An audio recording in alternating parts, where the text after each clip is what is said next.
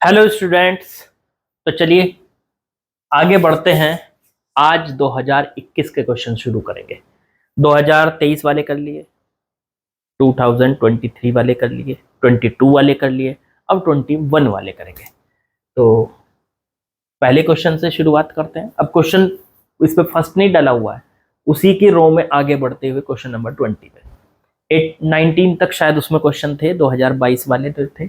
अब 21 वाला जो आया है वो 20 नंबर पे आया है। ठीक है, चलिए शुरू करते हैं। बच्चा क्या है क्या नहीं है सब समझाते हैं आपको।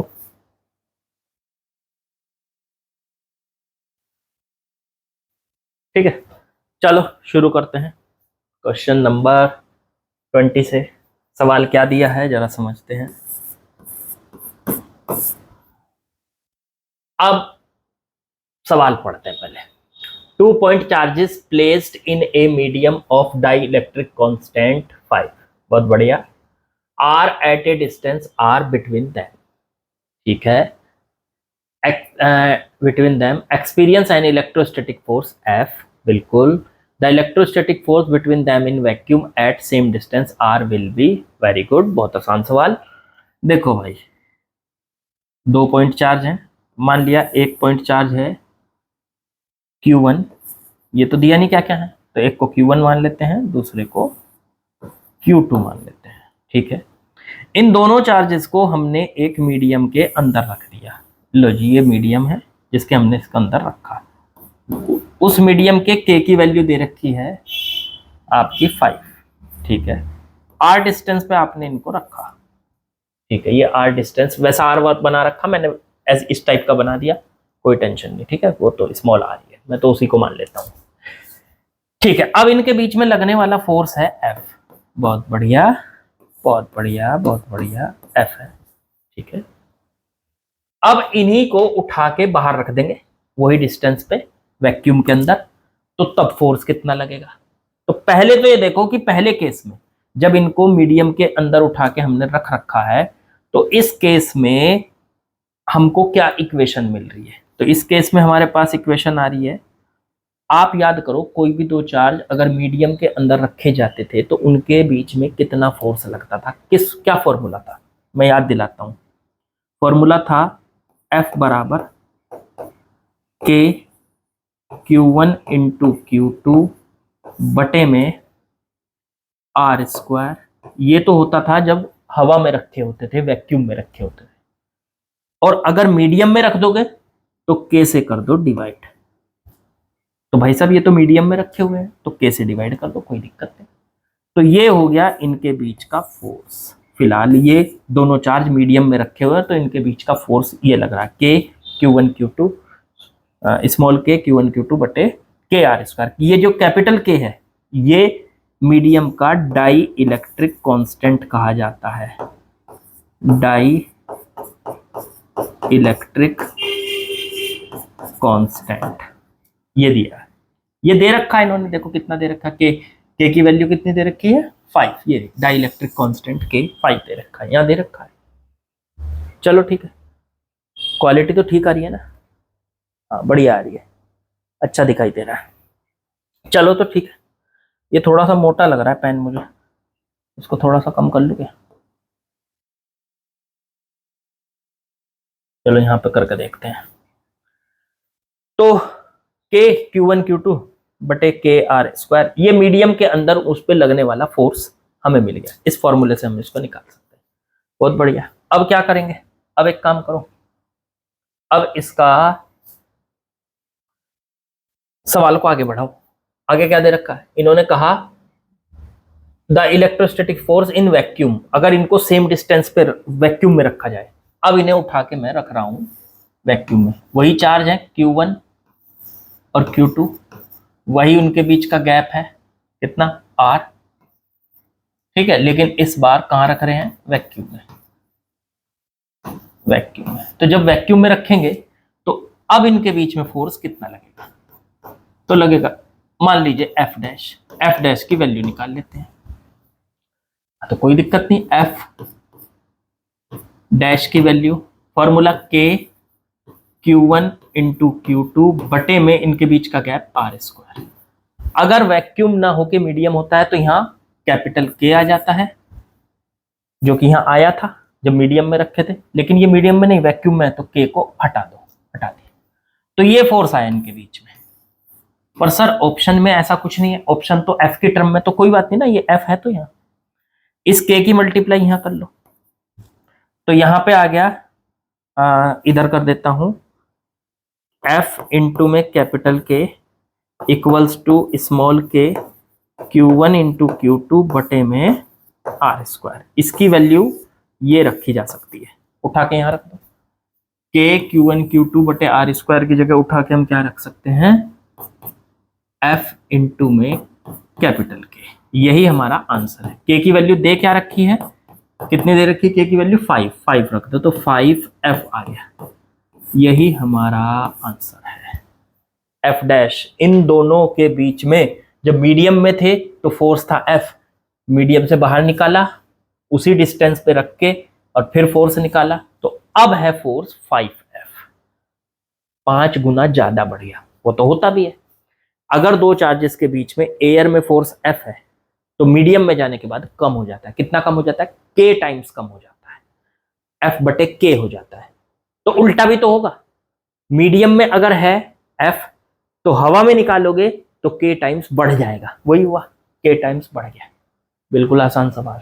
तो आंसर हो गया हमारा 5F, option number A. Done. चलो आगे बढ़ते हैं। चलिए बच्चों नेक्स्ट क्वेश्चन पे आते हैं। क्वेश्चन नंबर 21, 2021 के सवाल चल रहे हैं। Which statement is true for Gauss law? इनमें से कौन सा स्टेटमेंट गॉस लॉ के लिए सत्य है, सच है, ट्रू है?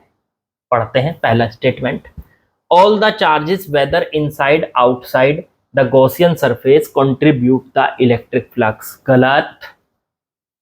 इन्होंने कहा कि कोई गॉसियन सरफेस है, मान लो ये गॉसियन सरफेस है, तो इसके अंदर कुछ चार्ज रखे हैं, इसके बाहर भी चार्ज रखे हैं, Q3 Q4, अंदर Q1 Q2, बाहर भी रखे हैं।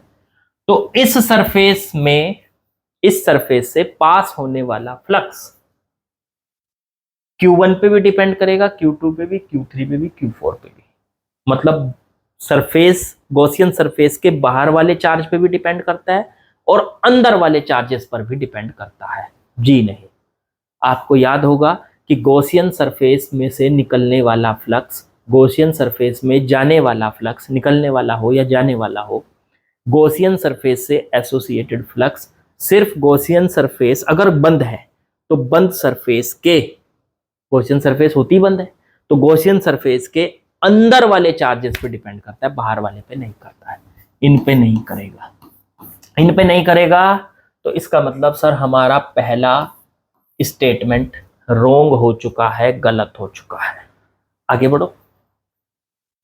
ठीक है, तो फिर नेक्स्ट है, electric flux depends upon the geometry of the Gaussian surface. जी नहीं, ये भी गलत है। क्यों गलत है, लोग रीजन समझा देते हैं।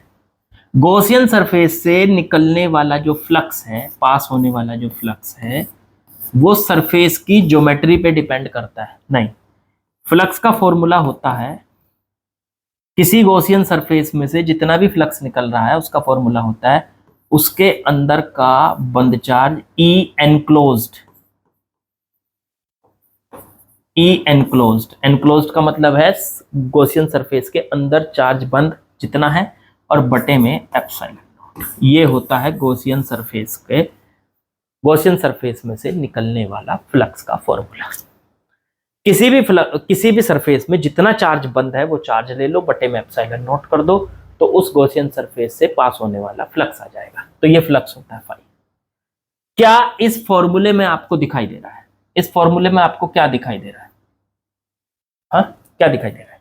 क्या इस फॉर्मूले में आपको कहीं पे भी ज्योमेट्री, सिमेट्री, कुछ भी, मतलब ये दिखाई दे रहा है कि इस सरफेस की ज्योमेट्री कैसी है, ये सरफेस कैसी है? इस फॉर्मूले में तो कुछ भी नहीं है ऐसा। इस फॉर्मूले, ये फॉर्मूला किस किस पे डिपेंड कर रहा है? सरफेस के अंदर बंद चार्ज और एप्सिलॉन नोट। अब सरफेस कैसी शेप की है, चाहे कैसी भी हो, चाहे सरफेस ऐसे गोल हो, चाहे सरफेस ऐसे क्यूब की शेप की हो, चाहे कैसी भी हो, कैसी भी सरफेस हो, स्फेरिकल शेप हो, कैसी भी हो, उससे निकलने वाला जो फ्लक्स है, उससे निकलने वाला, उससे पास होने वाला जो फ्लक्स है, वो उसका जो फ्लक्स है वो सिर्फ इस बात पे डिपेंड करता है कि सरफेस के अंदर कितना चार्ज बंद है। सरफेस की ज्योमेट्री पे डिपेंड नहीं करता, सरफेस की शेप पे डिपेंड नहीं करता। तो सीधी सी बात है, ये ऑप्शन बी भी हमारा इनकरेक्ट हो गया भाई। आगे बढ़ो। Gauss theorem can be applied to non uniform electric field. Non uniform electric field पर गॉस थ्योरम अप्लाई की जा सकती है। देखो, नॉन यूनिफॉर्म इलेक्ट्रिक फील्ड तो ऐसा होता है कि कहीं पे कुछ और, कहीं पे कुछ और। इलेक्ट्रिक फील्ड जो होना चाहिए वो ऐसा होना चाहिए ना जिसकी वैल्यू लगातार जो है, मतलब एक जैसी हो, तभी तो आप गॉस थ्योरम को लगा। बस देखो, गॉस थ्योरम होती क्या है, ई डॉट डी ए का इंटीग्रेशन क्लोज सरफेस के लिए इक्वल्स टू क्यू एनक्लोज्ड और बटे में एप्सिलॉन नॉट। ये है गॉस थ्योरम। इसमें जो ये फील्ड होता है, ये फील्ड कैसा होता है, ये बेसिकली सरफेस पे एक जैसा होगा फील्ड, तो हम वहां पे इसको लगा पाएंगे, क्योंकि तब हम ई को बाहर ले लेंगे। या फिर सरफेस पे अगर फील्ड हो भी, सरफेस पे अगर फील्ड है भी किसी भी टाइप का है, मान लो वो बदल रहा है या कांस्टेंट है, पर उसका इंटीग्रेशन पॉसिबल होना चाहिए। तो इस हिसाब से हमें कुछ कुछ ये ठीक लग रहा है। Gauss theorem can be applied to non uniform electric field. नहीं, पर नॉन यूनिफॉर्म इलेक्ट्रिक फील्ड में एक तरीके का इलेक्ट्रिक फील्ड और भी आ जाता है कि जो सरफेस पे, जैसे यहां सरफेस है, ये यहाँ पे इलेक्ट्रिक फील्ड कुछ और है, इसी सरफेस पे कहीं किसी और पॉइंट पे चेक करेंगे तो कुछ और इलेक्ट्रिक फील्ड निकलेगा, यहाँ पे कुछ और इलेक्ट्रिक फील्ड निकलेगा, फिर आप इस थ्योरम को नहीं लगा पाएंगे। तो फिर तो ये ऑप्शन बैठता नहीं, फिर आप इस ऑप्शन को बिठा नहीं सकते। नॉन यूनिफॉर्म इलेक्ट्रिक फील्ड ऐसा होता है जो पूरी सरफेस पे हर जगह अलग अलग होता है, वो पॉसिबल नहीं है, फिर तो आप इसको थ्योरम को नहीं लगा पाएंगे। तो इसलिए ये जो ई है ये यूनिफॉर्म होना जरूरी है। कहां पे यूनिफॉर्म होना जरूरी है? सरफेस के ऊपर, ओवर द सरफेस, सरफेस के ऊपर इसका यूनिफॉर्म होना, ओवर द सरफेस, सरफेस के ऊपर इसका यूनिफॉर्म होना जरूरी है। ठीक है बच्चा, तो इसका मतलब ये भी सी भी नहीं करेक्ट होगा। अब आते हैं last D. Electric field over the Gaussian surface remains continuous and uniform eight F. ये बात कही ना, यही तो कहना चाह रहा था मैं आपसे। ये मैं कहना चाह रहा था कि गॉसियन सरफेस पे पूरी पे जो फील्ड होना चाहिए वो हर जगह या तो एक जैसा हो, यूनिफॉर्म हो, या फिर कॉन्टिन्यूअस हो, पूरे तरीके से बराबर फैला हुआ होना चाहिए, बराबर फैला हुआ होना चाहिए, कॉन्टिन्यूअस होना चाहिए एंड यूनिफॉर्म होना चाहिए। मैंने या वर्ड बोल दिया, यानी कॉन्टिन्यूअस भी होना चाहिए और यूनिफॉर्म भी होना चाहिए। पूरी सरफेस पे एक जैसा फील्ड फैला हुआ होगा, तब हम गॉस थ्योरम को यूज कर सकते हैं। इसलिए ऑप्शन नंबर डी हमारा करेक्ट होगा, बाकी सब ये इनकरेक्ट होंगे। देखना समझना बहुत इंपॉर्टेंट सवाल है। कहां गॉस थ्योरम लगा सकते हो? गॉस थ्योरम में जो फ्लक्स होता है किस किस पे डिपेंड करता है? शेप पे डिपेंड नहीं करता। देखो, पहले पॉइंट से तो सीखने को मिला हमको कि गॉसियन सरफेस से पास होने वाला फ्लक्स गॉसियन सरफेस के अंदर वाले चार्ज पे डिपेंड करता है, बाहर वालों पे नहीं करता। पहला पॉइंट पकड़ लो, बहुत इंपॉर्टेंट है, बोर्ड में मतलब ये आने वाली चीजें हैं। ठीक है, फिर उसके बाद दूसरे पॉइंट में यह है, गॉसियन सरफेस से निकलने वाला जो फ्लक्स है वो गॉसियन सरफेस की शेप पे, ज्योमेट्री पे डिपेंड नहीं करता। दूसरा पॉइंट, ये भी पकड़ने वाला पॉइंट है, जो ज्योमेट्री पे कैसी भी शेप हो, ज्योमेट्री पे डिपेंड नहीं करेगा, अंदर वाले चार्ज पे डिपेंड करेगा बस। फिर तीसरा, गॉस थ्योरम आप जहां पे लगा सकते हो तो गॉस थ्योरम तभी लग पाएगी जब वहां पे जो पूरी की पूरी गॉसियन सरफेस पे जो फील्ड है वो यूनिफॉर्म और कॉन्टिन्यूअस होना चाहिए। ये तीसरा और चौथा पॉइंट यही बता रहे हैं। कॉन्टिन्यूअस नहीं होगा, यूनिफॉर्म, नॉन यूनिफॉर्म होगा तो आप गॉस थ्योरम नहीं लगा पाएंगे। ठीक है, इन्होंने कहा कि लगा सकते हैं नॉन यूनिफॉर्म पे, तो वो मैंने गलत कर दिया। डी वाले में हमने सही कर दिया, क्योंकि ये कह रहा है कि इलेक्ट्रिक फील्ड गॉसियन सरफेस पे पूरी पे कंटिन्यूअस होना चाहिए, यूनिफॉर्म होना चाहिए। तो हाँ, बिल्कुल होना चाहिए, तभी हम गॉस थ्योरम लगा सकते हैं। तो इसलिए ये क्वेश्चन बड़ा इंपॉर्टेंट है, जो जिसने आपको 4-5 पॉइंट दिए सोचने वाले, ठीक है, याद रखने वाले। चलो जी आगे बढ़ते हैं। चलिए बच्चों नेक्स्ट क्वेश्चन पे आते हैं। 2021 का सवाल है। A small object with charge q and weight mg is attached to one end of a string of length l. Okay, string of length l attached to a stationary support. stationary support से वो जुड़ा हुआ है, ठीक है। The system is placed in a uniform horizontal electric field as shown in figure. The accompanying figure in the accompanying figure, ठीक है, as shown in accompanying figure. In the presence of the field, the string makes a constant angle theta with the vertical. The sign and magnitude of q. Magnitude और sign मतलब बहुत आसान सवाल है, देखने में इतना बड़ा है, बच्चा सवाल है। देखो एक बात बताओ, मान लो आपने यहाँ पे एक रस्सी बांध दी, ठीक है जी, ये रस्सी बांध दी आपने और इसमें क्यू चार्ज और mg वेट लगा दिया। क्यू चार्ज और mg वेट, तो mg वेट नीचे की तरफ लगेगा। मुझे थोड़ा सा सवाल में गड़बड़ दिखाई दे रही है, यहाँ 2mg दिया हुआ है, या तो यहाँ 2mg नहीं है, mg होगा यहाँ। चलो निकाल के देख लेते हैं क्या होगा। तो mg वेट नीचे की तरफ, चार्ज है इस पे q, फिर यहाँ पे एक फील्ड लगा हुआ है इस डायरेक्शन में, इस डायरेक्शन में एक फील्ड लगा हुआ है E। अब देखो फील्ड का काम क्या होता है, अगर किसी फील्ड के अंदर चार्ज रख दिया जाए तो उस चार्ज पर वो फील्ड एक फोर्स लगाता है। जैसे मान लीजिए ये एक फील्ड है E, इसके अंदर आपने कोई प्लस का चार्ज रख दिया Q, तो उस पे ये फील्ड जो है एक फोर्स लगाएगा Q इंटू E, ये फोर्स लगेगा। हमेशा याद रखो जब भी किसी चार्ज को फील्ड के अंदर रखा जाता है तो उस पर एक फोर्स लगता है। प्लस चार्ज है तो फील्ड की डायरेक्शन में, माइनस चार्ज है तो फील्ड के अपोजिट। अब ये तो प्लस चार्ज है तो फील्ड की डायरेक्शन में इस पे फोर्स लग गया F बराबर Q इंटू E, ये फोर्स लग गया। अब ये फोर्स क्या करेगा, इसको आगे खिसका देगा, इसको खिसका के यहाँ ले आएगा। ये नीचे की तरफ इसका वेट लगा हुआ है mg, इस तरफ लगा हुआ है इलेक्ट्रिक फील्ड E की वजह से फोर्स F बराबर Q इंटू ई, Q इंटू ई लिख लो इसको, और इस तरफ रस्सी में टेंशन T। मान लेते हैं ये एंगल थीटा है, तो ये वाला एंगल हो गया थीटा, समझ गए ना कैसे, ये वाला एंगल हो गया थीटा। इस तरीके के एंगल आपस में इक्वल होते हैं, ये एंगल थीटा तो ये भी थीटा, ऐसा ही हो रहा है, देखो ऐसे बन रहा है ऐसे, ठीक है। तो ये एंगल हो गया थीटा।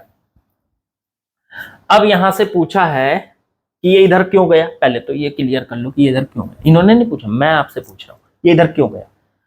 भाई पहले तो ये ऐसे लटका हुआ था सीधा, नीचे की तरफ वेट था इसका, जैसे ही फील्ड के अंदर इसको लगाया तो फील्ड इसको इधर लेके आगे बढ़ गया, फील्ड ने इसको इधर कर दिया इस डायरेक्शन में, तो फील्ड ने इसको इस डायरेक्शन में किया है, ये फील्ड की करामात है। तो ठीक है फील्ड की करामात है, इस डायरेक्शन में फील्ड ने इसको कर दिया। अब इसमें यहाँ पे अगर आप देखोगे क्वालिटी ठीक आ रही है क्या, हाँ तो बढ़िया रही है, वेरी गुड। चलो तो फील्ड की डायरेक्शन में फोर्स लग गया, फील्ड ने फोर्स लगाया Q इंटू ई, और उसकी वजह से ये आगे खिसक गया। अब एक तो ये बताना है, देखो ये थीटा कितना होगा, ये वाला थीटा, यहाँ पे ये फिगर भी दे रखी, ये थीटा कितना होगा। और पूछा है, और क्या पूछा है, Q की वैल्यू, Q कितना है, देखो ये रहा Q। तो बिल्कुल आसान है, ये सवाल बन गया मैकेनिक्स का। इधर एक फोर्स, नीचे एक फोर्स, इधर टेंशन, ये पूरी बॉडी बैलेंस में है, इक्विलिब्रियम में है, इक्विलिब्रियम में है तो इसका मतलब आगे का फोर्स पीछे वाले को बैलेंस करेगा, ऊपर का फोर्स नीचे वाले को, क्योंकि इक्विलिब्रियम का मतलब होता है बॉडी बैलेंस में, आगे का फोर्स पीछे को बैलेंस, ऊपर का फोर्स नीचे को बैलेंस। एक बार देख लेता हूँ माइक ठीक है क्या, हाँ ठीक है। अभी पिछली वीडियो बनाई थी माइक ऑन किए बिना बना दी, डबल मेहनत पड़ गई फालतू में। अब उसमें मैं अपलोड कर देता तो आपको आवाज कुछ ना आती, बस मैं करता हुआ नजर आता आपको, हो सकता है कभी कभी ऐसा भी हो जाए। चलो अब इस टी के कंपोनेंट कर देते हैं। थीटा के नीचे वाला कंपोनेंट इधर टी कॉस थीटा होता है, थीटा के नीचे हमेशा टी कॉस थीटा, और इधर सामने टी साइन थीटा।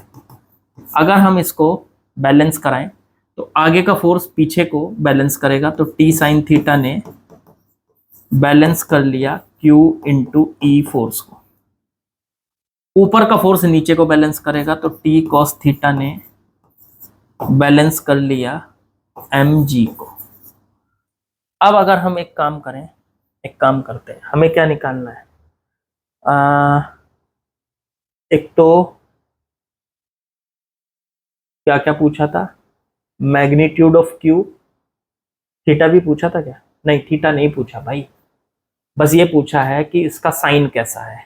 अच्छा साइन, तो साइन इधर जा रहा है फील्ड की डायरेक्शन में, तो साइन तो प्लस ही होगा, इतना तो कंफर्म हो गया, प्लस साइन है। तो या तो ये ऑप्शन ए, बी या डी, सी तो गलत हो गया, नेगेटिव साइन तो है नहीं, क्योंकि अगर ये चार्ज इधर जा रहा है फील्ड की डायरेक्शन में, तो फील्ड की डायरेक्शन में फोर्स कौन से चार्ज पे लगता है? प्लस चार्ज पे, तो ये प्लस है, इतना तो कंफर्म हो गया। भाई समझ गए ना मैं क्या समझाना चाह रहा हूँ? कोई चार्ज ऐसे लटका हुआ है, फील्ड इधर लगा हुआ है और वो फील्ड की डायरेक्शन में जा रहा है, तो फील्ड की डायरेक्शन में चार्ज कब चलेगा? फील्ड की डायरेक्शन में, फील्ड की डायरेक्शन में चार्ज तब चलेगा जब वो प्लस चार्ज होता है। प्लस चार्ज पे फील्ड की डायरेक्शन में फोर्स लगता है, ये जो इलेक्ट्रिक फील्ड है ना, चार्ज पे फोर्स लगाता है। प्लस चार्ज पे तो फील्ड की डायरेक्शन में फोर्स लगता है, और माइनस चार्ज पे फील्ड के अपोजिट लगता है। अब ये वाला जो चार्ज है ये फील्ड की डायरेक्शन में आगे बढ़ रहा है, तो इसका मतलब इस पे कैसा चार्ज है? प्लस चार्ज है। तो ठीक है, प्लस चार्ज है, ये तो पता चल गया। अब जरा Q की वैल्यू निकाल लो, दोनों को कर दो डिवाइड, टी से टी कट गया, साइन थीटा बटे कॉस थीटा हो गया टेन थीटा। आगे बढ़ो, ये बन गया क्यू ई बटे में एम जी। अगर मैं यहां से Q की वैल्यू निकालूं तो इसको इधर ले जाऊंगा, एम जी इंटू में टेन थीटा बटे में ई, ये आ गया जी आपके पास Q। तो आंसर चेक करो, पॉजिटिव, और मैग्नीट्यूड कितना है? एम जी टेन थीटा, तो एम जी बटे E into tan theta, M G बटे ई, एम जी बटे ई इंटू टेन थीटा पट नेगेटिव, और ई टेन थीटा बटे एम जी। नहीं ना, तो ये ना ये, ऑप्शन हो गया बी करेक्ट। देखो एम जी बटे A into tan theta, M G बटे ई और इंटू में देखो टेन थीटा, तो ऑप्शन बी इज करेक्ट। बिल्कुल आसान। ये समझो चार्ज के साथ साथ थोड़ा सा आपको मैकेनिक्स लगानी थी बस। इक्विलिब्रियम में जब कोई बॉडी होती है उस पर नेट फोर्स जीरो होते हैं, वो रेस्ट में होती है तो उस पर नेट फोर्स जीरो होते हैं। तो ये जो बॉडी थी इस पर तीन फोर्स थे, इधर था इलेक्ट्रिक फील्ड की वजह से लगने वाला फोर्स, नीचे की तरफ इसका वेट mg, फिर इस तरफ हो गया, इस तरफ हो गया टेंशन टी, उसके दो कंपोनेंट कर दिए, T cos theta T sine theta, आपस में कैंसिल, ऊपर का नीचे वाले से कैंसिल, और ये पूरी बॉडी इक्विलिब्रियम में हो गई, टोटल बॉडी इक्विलिब्रियम में हो गई, नेट फोर्स जीरो। मेरे ख्याल से समझ में आ गया होगा, आसान सवाल था, बहुत ज्यादा मुश्किल नहीं है, बिल्कुल आसान है। चलो आगे बढ़ते हैं। चलिए बच्चों 2021 का ही नेक्स्ट क्वेश्चन, क्वेश्चन नंबर 23 करते हैं, जरा इसको सॉल्व देखते हैं। एक मिनट मैं जरा पानी पी लूं, स्टॉप करता हूं। तो चलिए पानी पी लिया है मैंने, अब पढ़ते हैं सवाल को।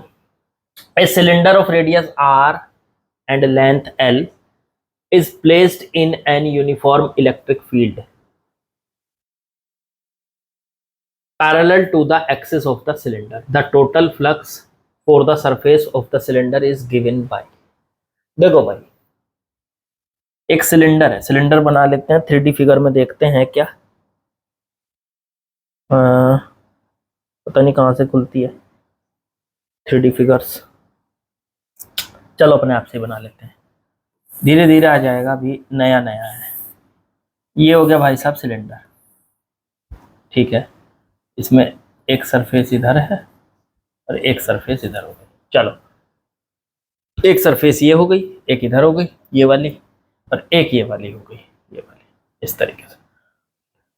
चलो पढ़ो। A cylinder of radius r, r इसकी रेडियस है,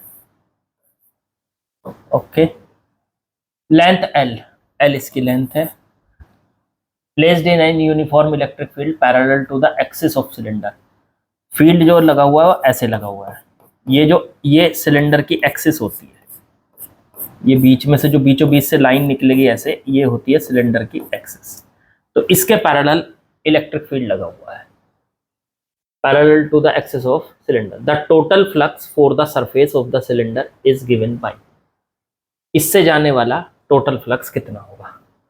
तो भाई साहब टोटल फ्लक्स की बात होती है, फ्लक्स होता क्या है, फ्लक्स होता है किसी सरफेस से कितनी लाइन पास हो रही है, ठीक है, ये तो वैसे भी बंद सरफेस है, फील्ड लगा हुआ है, फील्ड की जो लाइनें जा रही हैं वो बाहर से आ रही हैं और इसके अंदर से होके जा रही हैं, बंद सरफेस से गुजरने वाला फ्लक्स, पास होने वाला फ्लक्स, उसका फॉर्मूला होता है, ये किसने दिया था, गॉस ने, उसके अंदर बंद चार्ज Q एनक्लोज्ड और बटे में एप्सिलॉन।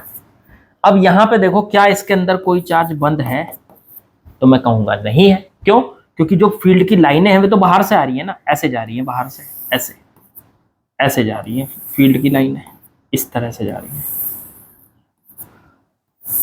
अंदर कोई चार्ज नहीं है, ऐसा कुछ नहीं बोला उसने, बाहर से आ रही है ये फील्ड की लाइनें, अंदर कोई चार्ज नहीं है, तो जब कोई अंदर चार्ज नहीं है तो इस वाले चार्ज को हम फॉर्मूले में क्या रख दे, जीरो, ये अंदर का चार्ज है ना इसके, जीरो बटे एप्सिलॉन नॉट, तो फ्लक्स कितना हो जाएगा यहाँ पे, जीरो हो जाएगा।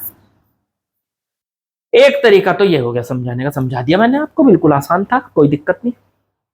एक और तरीका है, दूसरा तरीका क्या है, ऐसे भी तो सोच सकते हो आप, फ्लक्स क्या होता है, फ्लक्स होता है किसी सरफेस से कितनी लाइनें पास हो रही हैं। अब देखो इधर से मान लीजिए 1 2 3 4 5 6 लाइनें अंदर गई, और फिर वे 6 की 6 लाइनें, 1 2 3 4 5 6 की 6 लाइनें बाहर निकल गई, तो इधर से जो लाइनों की संख्या होती है ना, कितनी लाइनें अंदर गई कितनी लाइनें बाहर निकली, अंदर जाने वाली लाइनों को माइनस में लिया जाता है, माइनस का फ्लक्स होता है, और बाहर निकलने वाली लाइनों को प्लस का फ्लक्स लिया जाता है।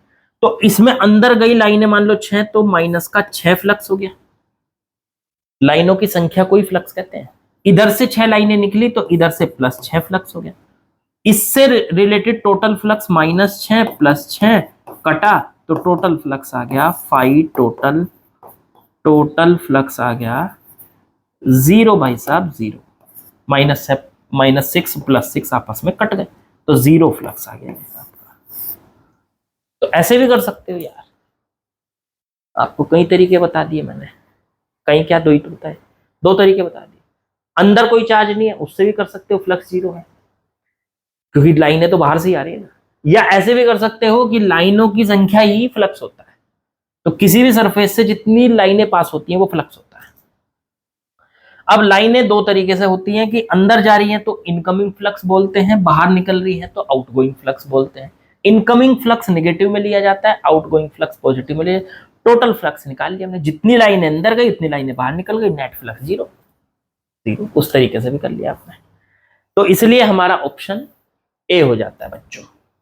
चलो आगे बढ़ते हैं।